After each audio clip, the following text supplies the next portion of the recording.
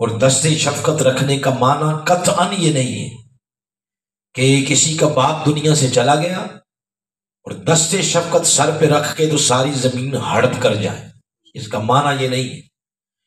دست شفقت رکھنے کا معنی یہ ہے کہ اس کی ضروریات کو پورا کیا جائے، اس کو اس کے حقوق سے محروم نہ رکھا جائے، بلکہ اس کو اس کے حقوق دیے جائیں یا دلائے جائیں۔ یا معاشرے میں کبھی کسی جگہ آپ دیکھیں کہ اس یتیم کے ساتھ زیادتی ہو رہی ہے تو پھر تگڑے کے ساتھ نہیں، اس کے ساتھ کھڑے ہونا، معنی اس کا یہ ہے۔ اور دوسری علامت پھر آگے ارشاد فرمایا وَلَا يَحُضُّ عَلَىٰ طَعَامِ الْمِسْكِينِ، محتاج لوگ، معاشرے کے ماڑے اور غریب لوگ۔ دوسری علامت دین کے منکر کی یہ ہے کہ محتاج لوگوں کو کھانا کھلانے کی ترغیب نہیں دیتا، اور اس کا معنی یہ ہے کہ معاشرے کے غریبوں اور محتاجوں کے معاشی استحصال کے خاتمے کے لیے اسٹرگل نہیں کرتا۔ ان کا جو معاشی استحصال ہو رہا ہے، معاشی طور پر جو ان کی زندگی اجیرن بنائی جا رہی ہے، اس کے لیے اسٹرگل نہیں کرتے، اپنی بس موج اور مستی میں۔ یہ علامت بھی ان کی ہے جو دین کے منکر ہیں۔ پھر آگے ارشاد فرمایا تیسری علامت دین کے منکر کی یہ ہے فویل للمصلین، تباہی، بربادی، خرابی، بد نصیبی، بدقسمتی ان نمازیوں کے لیے۔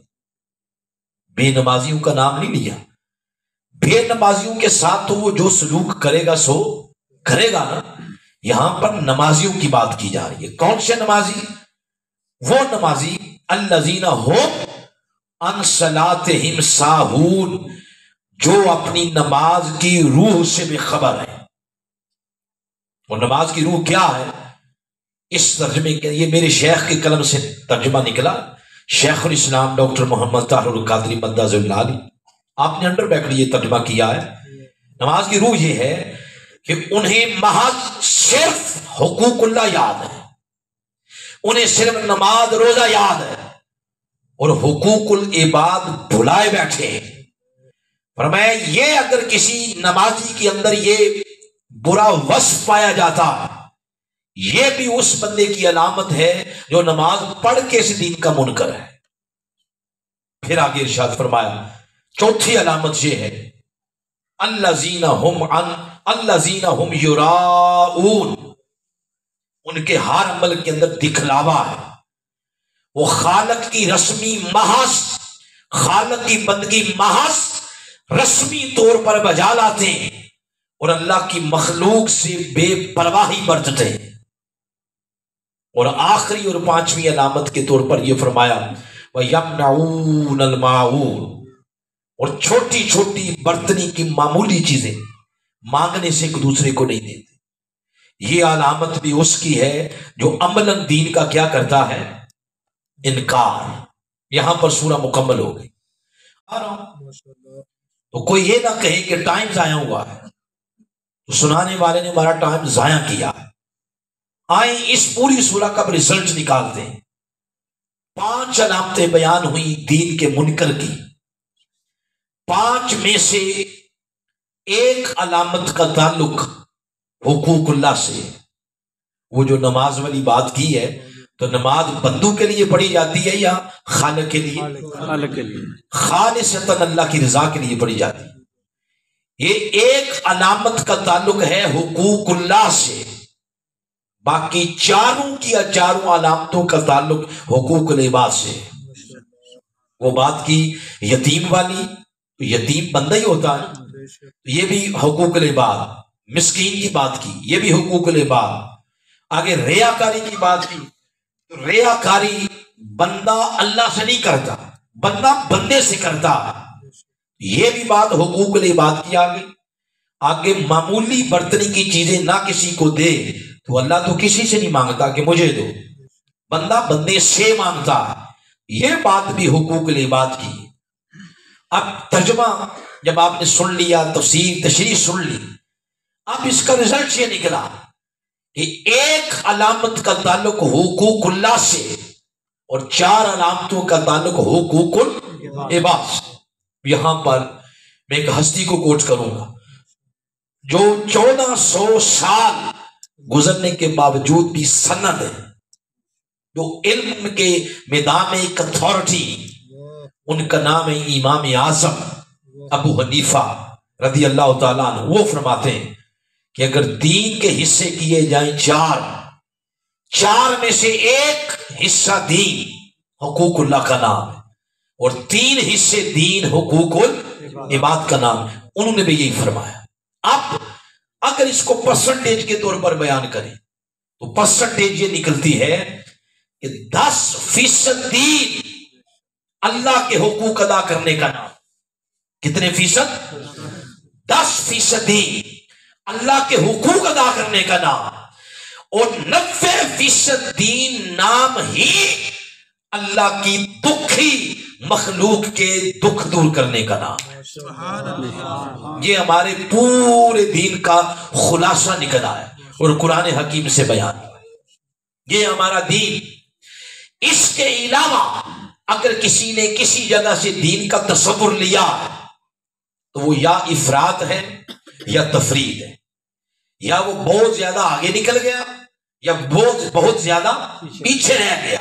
یہ ہے دین کا وہ تصور جو قرآن دے رہا ہے، وہ کلام دے رہا ہے جو آقا کے سینے اقدس پہ نازل ہوا ہے، وہ کلام جس نے قیامت تک آنے والی نسل انسانیت کی رہنمائی کرنی ہے کہ 10% دین نماز، روزہ، حج، زکات، صدقات، خیرات، اوراد، وظائف، ختم، درود، ان چیزوں کا نام ہے اور 90% دین نام ہی اللہ کی مخلوق کی مشکلات دور کرنے کا.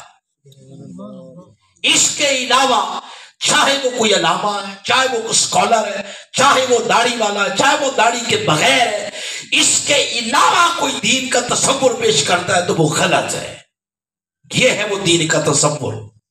اسی تصور کو اگر قرآن حکیم کے 3 یا 4 مقامات سے مزید بیان کیا جائے تو موقف مضبوط ہو جائے گا. کبھی آپ سورہ بقرہ پڑھیں. سورہ بقرہ کی آیت نمبر ہے 177. اس کے اندر اللہ پاک نے یہی تصور کچھ الفاظ کی تبدیلی کے ساتھ یوں بیان فرمایا. وہاں پر تھا نا دین کا لفظ، اب دین کے ذیل میں جس شے کا تعلق دین کے ساتھ ہے اور اس کو ہم نے بطور اصطلاح لیا، اب ایک ایک چیز کو قرآن بیان کر رہا ہے. فرمایا لیس البر، بر کہتے ہیں نیکی کو. فرمایا آؤ تمہیں میں بتاؤں نیکی کیا ہے. فرمایا لیس البر، نیکی یہ نہیں ہے کہ ان تولوا وجوہکم قبل المشرق والمغرب، کہ اپنا منہ مشرق اور مغرب کی طرف کر لو تو سمجھو گے یہ نیکی ہے. نیکی سمتوں کا نام نہیں ہے. نیکی جہاد کا نام، جہاد نہیں بولا، جہاد یعنی سمتوں اور طرفوں کا نام نہیں ہے. نیکی کیا ہے؟ فرمایا نیکی یہ ہے وَلَكِنَّ الْبِرَّ، سب سے پہلے ایمان لاؤ. کن پر؟ من آمن باللہ والیوم الآخر والملائکہ والکتاب والنبیین، ان ہستیوں اور چیزوں پر ایمان لاؤ. ایمان لانے کے بعد پھر آگے فرمایا یہاں سے نیکی تشکیل پانا شروع ہو جائے گی. کہاں سے؟ فرمایا وَآتَ الْمَالَ عَلَىٰ حُبِّهِ ذَوِي الْقُرْبَىٰ وَالْيَتَامَىٰ وَالْمَسَاكِينِ وَابْنَ السَّبِيلِ وَالسَّائِلِينَ وَفِي الرِّقَابِ. ایمان لانے کے بعد اپنا مال، اپنی جان اور جو توانائیاں اللہ نے تمہیں دی ہیں وہ ساری توانائیاں اللہ کی دکھی مخلوق کے دکھ دور کرنے پر صرف کر دی جائیں. یہاں سے نیکی کا وجود تشکیل پانا شروع ہو جاتا. سبحان اللہ. بے شک. اور کچھ طبقات کے نام لیے. ایک نام لیا قریبی رشتہ دار، ایک یتامہ، ایک مساکین، ایک مسافر، ایک سائل، ایک غلام، ان کا نام لیا ہے. یہ تمہاری نیکی کے حقدار ہیں. اور پہلا نام لیا ہے قریبی رشتہ داروں کا. کن کا نام لیا؟ ہم رشتہ دار نہیں کہتے، ہمارے ہاں لفظ ایک اور استعمال ہوتا ہے، تنزن بولتے ہیں نا، تنزن کہتے ہیں شریک، بولیں کیا کہتے ہیں؟ اور یہ لفظ ہم تنزن بولتے ہیں، فلاں ہمارا شریک ہے۔ اللہ پاک نے جب نیکی کی بات کی تو نیکی کی بات کرتے ہوئے جن طبقات کا نام لیا کہ یہ بھی تمہاری نیکی کے حقدار، یہ بھی حقدار، یہ بھی حقدار، پہلا نام اللہ پاک نے جس طبقے کا لیا ہے وہ قریبی رشتہ دار ہے۔ ماں کی طرف سے ہو گئی خالائیں، ماموں جن کو آپ ننہال کہتے ہیں، باپ کی طرف سے ہو گئے چاچے، تائے، پھوپھیاں جن کو آپ ددیال کہتے ہیں، یہ قریبی رشتہ دار ہیں جن کو ہم نے لفظ شریک بول کر جن کے دل جلائے اور چھوٹی چھوٹی باتوں پر ناراضگیاں ہو گئے۔ اس لیے حضور اسلام نے ارشاد فرمایا سب سے بہتر وہ شخص ہے جو اپنے اہل و عیال اور رشتہ داروں کے لیے بہتر ہو۔ رشتہ داروں کے لیے بہتر بننے کے لیے تھوڑی سی تکلیف بھی برداشت کرنی پڑتی ہے، کہیں لچک بھی دکھانا پڑتی ہے، کہیں نقصان بھی برداشت کرنا پڑتا ہے، کہیں بندے کو آنچ بھی اپنی طبیعت کی لچک اور نرمی کا بھی مظاہرہ کرنا پڑتا ہے، ایسے نہیں بندہ بہتر بن جاتا۔ یہ ارشاد فرمایا کہ نیکی یہ ہے۔ کبھی اسی تصور کو قرآن حکیم کے ایک اور مقام سے لے لیتے ہیں، اسی تصور کو قرآن پاک ایک اور مقام پر یوں بیان کرتا ہے۔ یہ سورۃ الحاقہ 69 نمبر سورہ ہے، اس کے اندر جنت اور دوزخ کے دو مناظر بیان کیے ہیں۔ پہلے جنت کا بیان کیا، بعد ازاں دوزخ کا بیان کیا کہ دوزخ میں جانے والے لوگ کس وجہ سے جائیں گے، ان میں سے ایک وجہ یہاں بھی بیان کی ہے۔ فرمایا کہ وَأَمَّا مَنْ أُوتِيَ كِتَابَهُ بِشِمَالِهِ، ایک شخص کو اس کا نام اعمال روز قیامت اس کے لیفٹ ہینڈ کھپے ہاتھ میں دیا جائے گا۔ اور آپ سب کو پتا ہے بائیں ہاتھ میں اگر نام اعمال اللہ نے دیا رزلٹ کارڈ تو اس کا مطلب یہ ہوگا کہ تم فیل ہو گئے۔ کیا ہو گئے ہو؟ فیل ہو گئے۔ یہ فرمایا اس کا مطلب ہوگا۔ پھر وہ بندہ آگے جب اس کے ہاتھ میں آئے گا سمجھ تو وہ بھی جائے گا کہ میرا پتا پیلا ہو گیا۔ اب وہ کچھ باتیں اپنی زبان سے بولے گا۔ اللہ پاک نے کچھ باتیں قرآن کی زینت بنائی تاکہ پڑھنے والوں کے شعور بیدار ہو جائیں۔ فرمایا فَيَقُولُ، ایک بات تو وہ یہ کرے گا یا لیتنی، ہائے کاش، لم اوت کتابیا، کاش آج میرا نام اعمال اس طرح بھری قیامت کی مجلس میں میرے اس ہاتھ میں نہ دیا جاتا۔ کاش کا لفظ بول کر یہ بولے گا۔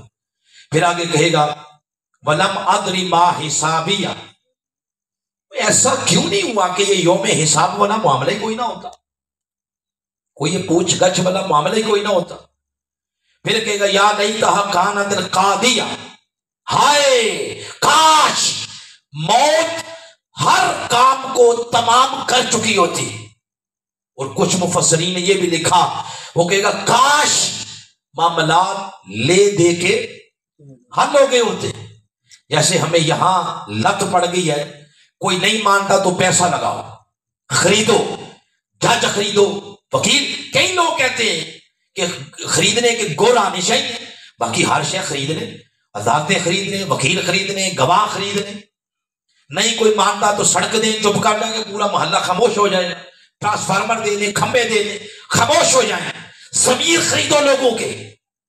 تو وہ کہ یہ لت جو یہاں پڑی ہے اس کا اظہار وہاں بھی کرے گا، کاش معاملات لے دے کے حل ہو گئے ہوتے۔ اس دن بتایا جائے گا بے وقوف انسان، اے پگلے انسان، یہ دنیا نہیں ہے، یہ آخرت ہے، یہ یوم حساب ہے۔ آج عدل و انصاف کا ترازو کسی دنیا دار کے ہاتھ میں نہیں، آج عدل و انصاف کا ترازو خود اس مالک کے ہاتھ میں ہے۔ وہ کس کس کے ریٹ لگائے گا تو کس کس کو خریدے گا۔ پھر آگے کہا جائے وہ خود کہے گا ما اغنا انی مالیا، جس پیسے کے بل بوتے پہ میں لوگوں کے ضمیر خریدتا تھا آج اس نے بھی مجھے کوئی فائدہ نہیں دیا. پھر کہے گا حالک عنی سلطانیہ، میری وہ بڑی برادری، میرا وہ سیاسی ووٹ بینک، میرا وہ سیاسی قد کاٹ، میرا وہ منصب جس کی بنا پہ میں لوگوں کو دبا جاتا تھا، آج وہ تخت اور جاہو منصب بھی اللہ پاک نے کھینچ لیا ہے. بس وہ یہ باتیں کر رہا ہوگا تو اللہ کریم فرمائے گا آگے بڑھو فرشتوں، جاؤ خذوہ، پکڑ لو اس کو، فغلوہ، توق پہناؤ اس کو جہنم کا، ثم الجحیم، لے چلو جہنم کی طرف، ثم الجحیم صلوہ، پھینک دو اس کو جہنم کی بھڑکتی ہوئی آگ کے گڑھوں کے اندر.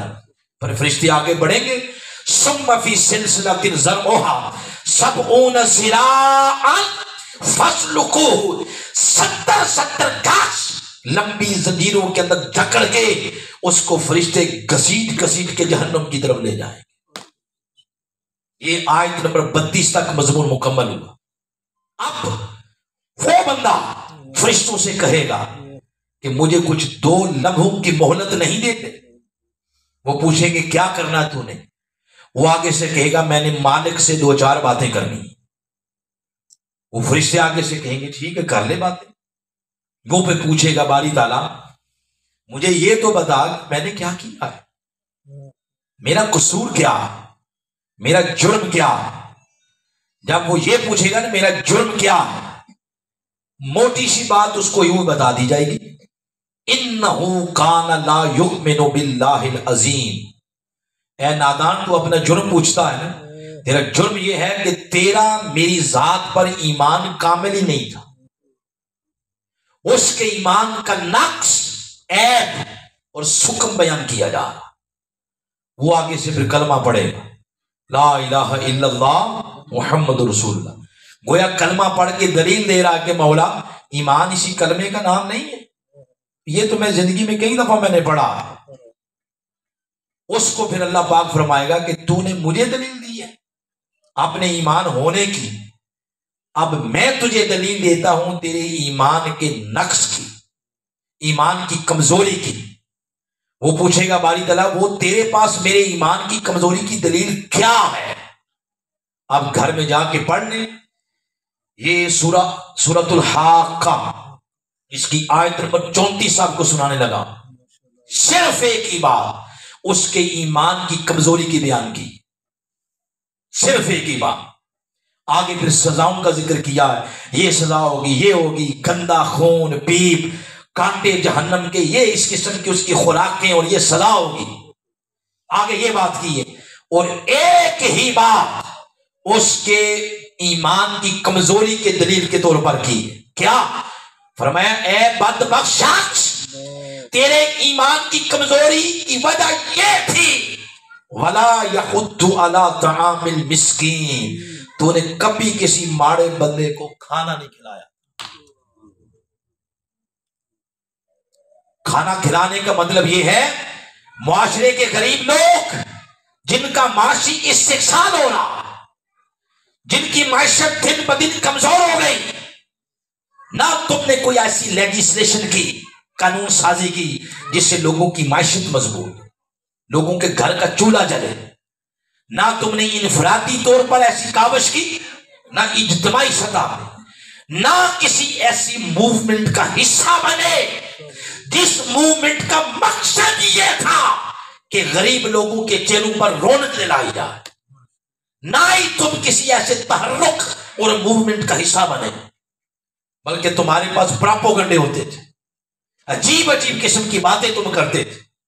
آج تمہاری اس ایک عادت کو ایمان کی کمزوری کی علامت بنا کر جہنم کی گہرائیوں میں گرا جانے کا اللہ پاک نے